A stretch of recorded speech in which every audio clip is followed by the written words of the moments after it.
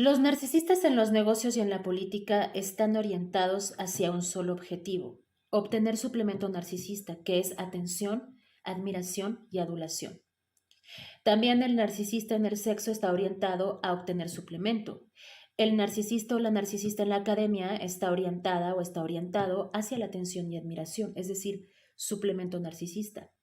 Los y las narcisistas solo tienen una cosa en mente: obtener suplemento narcisista. O sea, no importa en dónde estén, no importa en qué ámbito. Lo único a lo que el narcisista realmente le teme es a ser ignorado, a ser no visto.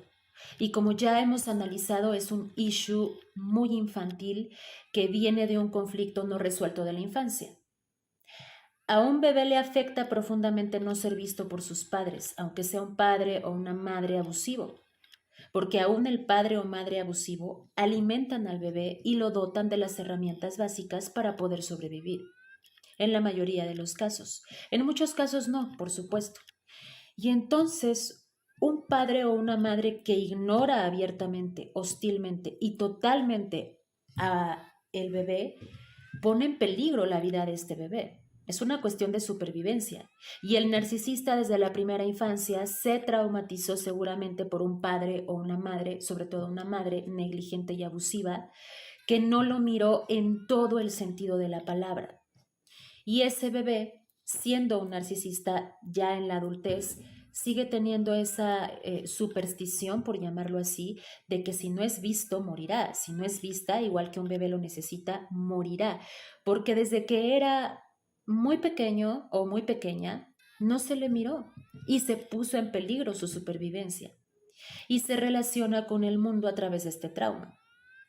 Si no soy visto, si no soy admirado, si no soy temido o al menos odiado, moriré. Y se convierte en un comportamiento compulsivo que parte de la premisa de no morir. Las conductas compulsivas son inconscientes y sumamente dominantes. Te consumen. Te consumen. Y esto pasa con los narcisistas en el mundo de los negocios y en el mundo de la política. Un narcisista con poder se vuelve cada vez más compulsivo. Necesita más suplemento a tal punto de llegar a ser odiado. De otra manera siente que morirá psíquicamente o simbólicamente. Así que la realidad es que es fácil manipular a un narcisista incluso en los negocios y en la política si eres muy allegado a él o a ella. Lo único que realmente tienes que hacer es estar de acuerdo con él, admirarlo, adularlo, a veces temerle, a veces odiarle, porque de esa manera eres tú entonces quien va a poder manejarlo llenando sus vacíos psicológicos y emocionales. Así puedes manipularlo. Aunque claro, cuando un narcisista está en el poder político sobre todo, y la sociedad no reacciona a tiempo, si los miembros de una sociedad no actúan responsablemente, le dan tiempo al narcisista para que sea dueño, debilite instituciones, para que debilite la economía, para que destruya una democracia que se ha construido a lo largo de años y años. Entonces, un narcisista en el poder o con poder es peligroso porque tiene comportamientos compulsivos, como ya dije, que tienen su origen en la necesidad de suplemento positivo o negativo. Pero el narcisista en el poder no es tan peligroso como un psicópata.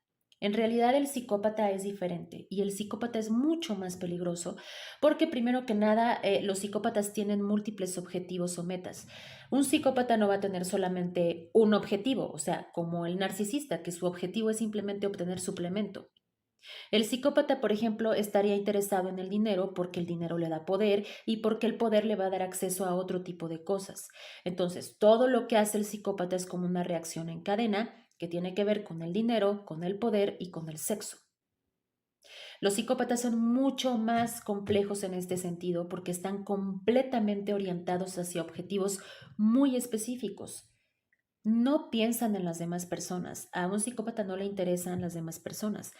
La diferencia entre un narcisista y un psicópata es que el psicópata no es adicto al suplemento.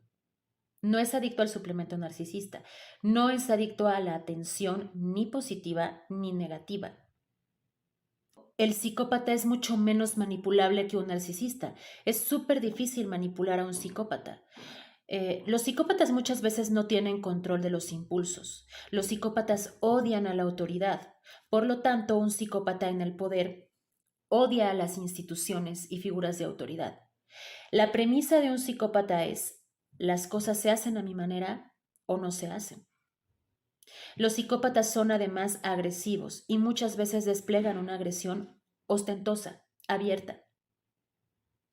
Es mucho más complejo y difícil lidiar con un psicópata que con un narcisista en el poder.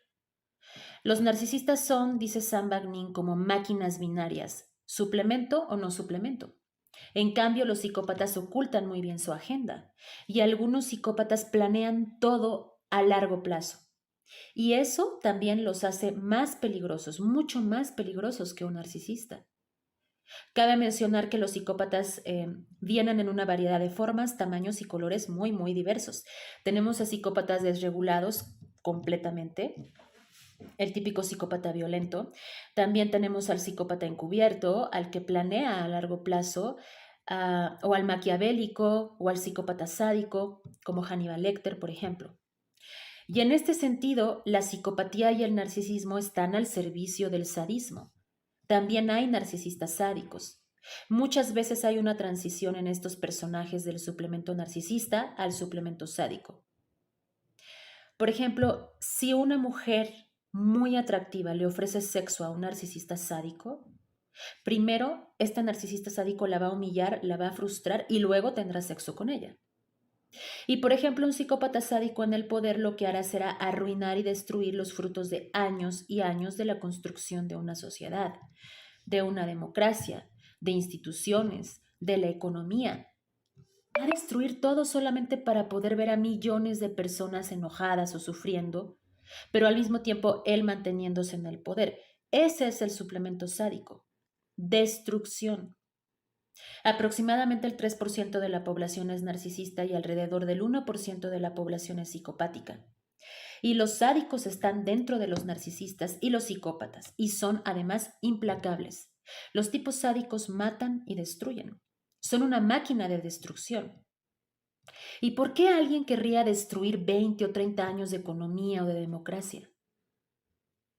Por el simple hecho del placer de ver la devastación. Así funciona un narcisista sádico. Esta devastación resuena con él, lo alimenta. Adolfo Hitler es el mejor ejemplo. Himmler era un psicópata sádico. Él ideó toda la maquinaria de los campos de concentración y el holocausto nazi. Las óperas de Wagner, de las cuales Hitler y los sádicos nazis eran fanáticos, porque estas óperas trataban acerca de la devastación y la destrucción. Wagner dejó un legado inigualable en la música, pero esa música está invariablemente asociada al terrible régimen de Adolf Hitler. Ahora, como en cualquier otro contexto, dentro de los negocios, dentro de la economía, dentro de la política, hay narcisistas encubiertos que nunca pensarías que lo son. Nunca pensarías que es un psicópata integrado también, porque se presentan como personas empáticas, como personas muy carismáticas, como personas altruistas, como personas sensibles, etc. Hay una minoría de narcisistas conocidos como narcisistas malignos, o la nueva nomenclatura que sería narcisistas psicopáticos. Y este tipo de narcisistas, solo este tipo, son antisociales. Los otros narcisistas son asociales y no es lo mismo ser asocial que ser antisocial. Y la combinación de estas dos palabras, narcisista y psicópata, es la peor. Es la peor combinación que puedes escuchar, es la más peligrosa, porque son antisociales, no les gusta la autoridad, no siguen reglas, no les importan cuáles son las consecuencias de sus decisiones ni de sus actos y cómo afecta esto a la sociedad. Y los otros tipos y subtipos de narcisistas son asociales, es decir, demandan distancia de los demás, no se relacionan del todo con el otro. Por eso, por ejemplo, en una relación de pareja sientes que nunca puedes tener acceso a tu narcisista, porque él empuja a la gente hacia afuera, demanda distancia como una señal de respeto. De alguna manera tiene rasgos esquizoides, evita la cercanía, porque para mantener su grandiosidad necesita de esa distancia y necesita de esa evitación con el otro. Y cualquier interacción social cercana que pueda tener simplemente estará basada en obtener suplemento narcisista, o sea, atención, admiración y adulación o servicios. Por eso sus interacciones sociales, las de muchos narcisistas, o la interacción social que puedas tener con un narcisista, es muy intermitente y es ambivalente. Los narcisistas en ese sentido manejan algo llamado equilibrio puntual. En ese mismo tenor, hay narcisistas, una minoría también de narcisistas llamados narcisistas prosociales. ¿Y eso qué quiere decir? Bueno, son narcisistas que sí tienen interacción social y de hecho manejan la empatía. Y para comprender esto hay que analizar lo siguiente. ¿La empatía qué es? La empatía es algo que absorbes en mayor medida de tu ambiente, de tu contexto. Por supuesto, hay una base biológica. Por ejemplo, cuando un bebé le sonríe a mami, mami le sonríe a él y viceversa. Es una forma de resonancia empática. Y debajo de eso hay una base biológica. Ahora, en la punta, en el top, existen agentes de socialización. Agentes de la sociedad que son tus papás, que son tus maestros, quienes tienen el rol de entrenarte para el desarrollo de tu empatía y todo lo que estos agentes sociales te enseñan mientras creces, lo interiorizas. Lo interiorizamos y entonces tenemos una serie y una variedad de voces aquí en forma de introyectos que sí nos sirven. Nos sirven para asistirnos en la aplicación de la empatía. Y una de esas voces se llama conciencia. Es cuando nos sentimos culpables y avergonzados si nuestras acciones afectan negativamente a otros. Entonces estos son rasgos psicológicos prosociales. Y alrededor de un 10 o 15% de narcisistas se han dado cuenta de que la mejor manera de obtener suplemento es pretendiendo ser prosociales. Es decir, pretendiendo ser amables, pretendiendo ser empáticos, pretendiendo ser altruistas, caritativos, personas complacientes, encantadores o encantadoras. Entonces recordemos un punto importante. El narcisista siempre está detrás del suplemento, es decir, de la atención. El narcisista hará lo que sea y cuando sea. Va a usar a todos y cada uno. Va a usar cualquier cosa que esté a su disposición para obtener suplemento. Entonces, si tomamos en cuenta eso y que algunos narcisistas son extrovertidos por naturaleza, entonces nos podemos dar cuenta de que este tipo de narcisistas gravitan hacia ciertas profesiones en las que ser empático, en las que ser prosocial, en las que ser cálido y amable, ser encantador o encantadora, tiene su propia recompensa. Y esa recompensa es el suplemento narcisista. Por ejemplo, en profesiones como la medicina y la política. Y está comprobado que en estas profesiones es en donde más narcisistas y psicópatas hay. Y es que estas profesiones dan acceso a un público que puede ser una gran fuente de suplemento, de atención, de adulación, de admiración y aplausos. Lo que pasa es que un narcisista es muy bueno para mentir y, como se dice coloquialmente, te da gato por liebre. Pero además hay algo que se llama negligencia de frecuencia o sesgo de la frecuencia base. Y en este sentido, la gente quiere creer que la mayoría de personas son buenas. La gente quiere creer que cualquier cosa que se le dice es verdadera. La gente quiere creer que las demás personas son empáticas y que no les harán daño. La gente quiere creer o la gente cree en el 95% de la información que se le presenta o que se le dice, sin verificar de alguna manera que lo que se les dice es real. Las personas actúan irracionalmente, no racionalmente. Y para un narcisista o un psicópata en el poder, esto constituye un verdadero paraíso.